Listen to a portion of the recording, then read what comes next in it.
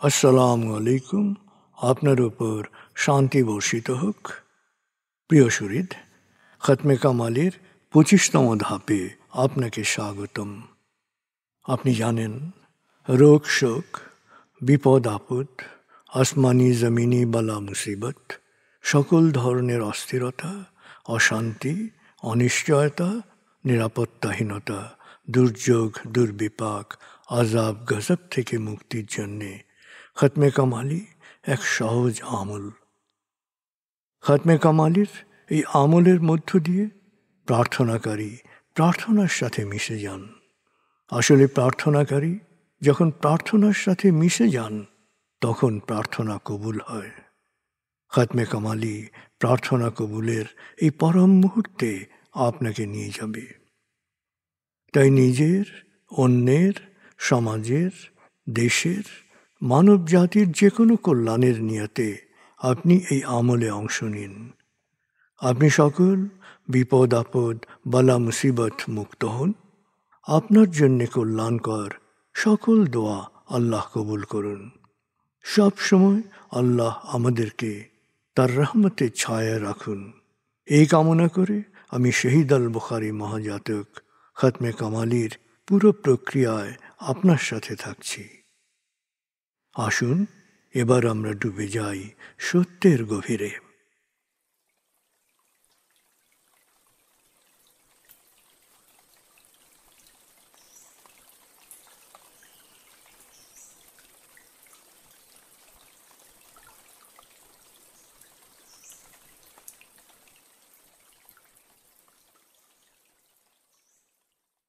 হে আল্লাহ, বিতাড়িত শয়তান থেকে আমি তোমার আশ্রয় প্রার্থনা করছি। দয়াময় মেহেরবান আল্লাহর নামে। আয়াতুল মুলক। হে আল্লাহ, সকল ক্ষমতার মালিক, তুমি যাকে ইচ্ছা ক্ষমতা দান করো, যাকে ইচ্ছা ক্ষমতাচ্যুত করো, যাকে ইচ্ছা সম্মানিত করো, যাকে ইচ্ছা অপমানিত করো। তুমি সর্বশক্তিমান, সকল কল্যাণ ও মঙ্গলের আধার। তুমি দিনকে ছোট করে বড় করো রাত, আবার রাতকে ছোট করে বড় করো দিন। তুমি প্রাণহীনে দাও প্রাণ, আর প্রাণবন্তকে করো প্রাণহীন। তুমি যাকে চাও বেহিসাব রিজিক দান করো। সূরা আলে ইমরান আয়াত 26-27। আয়াতুল কুরসি। আল্লাহ ছাড়া কোনো উপাস্য নেই। তিনি শাশ্বত, চিরঞ্জীব, বিশ্ব প্রকৃতির সর্বসত্তার ধারক। তিনি তন্দ্রা নিদ্রাহীন, সদা সজাগ, মহাকাশ ও পৃথিবীর সব কিছুর মালিক। তার সদয় অনুমতি ছাড়া তার কাছে সুপারিশ করার সাধ্য কারো নেই। দৃশ্যমান বা দৃশ্য, অতীত বা ভবিষ্যৎ, সৃষ্টির সব কিছুই তিনি জানেন। তিনি যতটুকু জানাবেন, এর বাইরে তার জ্ঞানের সীমানা সম্পর্কে ধারণা করা কারো পক্ষেই সম্ভব নয়। তার আসন, তার কর্তৃত্ব পৃথিবী ও নভমণ্ডলের সর্বত্র বিস্তৃত, আর তার সংরক্ষণে তিনি অক্লান্ত। তিনি সর্বোচ্চ, সুমহান। সূরা বাকারা আয়াত 255।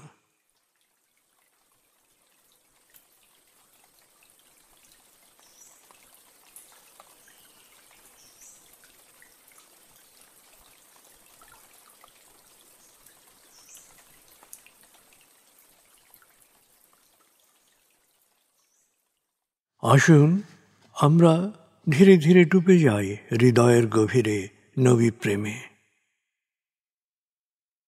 বলগল উলা বিকমালিহি, কশফত দুজা বিজমালিহি, হসনত জমিও খিসালিহি, সল্লু আলিহি ওয়ালিহি।